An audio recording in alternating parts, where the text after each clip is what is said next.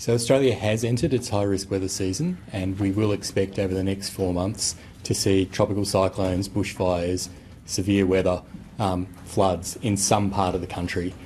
Looking at the Bureau's long-range outlook, we're looking at increased odds of a wet December, particularly across most of the east and into the northwest of WA. We're also seeing evidence that we will see a warmer than average summer with a risk of extreme heat, particularly across the north. With warm oceans around Australia, it's likely to be quite sticky and humid at times, and that is quite a big significant factor if you are vulnerable in some way, so that's the elderly or those with medical conditions who are sensitive to extreme heat.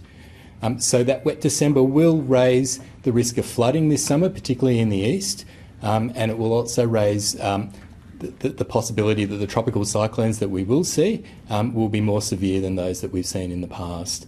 Typically, Australia sees about 4 tropical cyclones make landfall over the high-risk weather season, and we're expecting a typical season in that regard. We should also just mention that fire is still an attendant risk in Australia. We are entering the summer period with some regions with low rainfall and soil moisture. We have seen some rain in recent days and are looking for a wet December.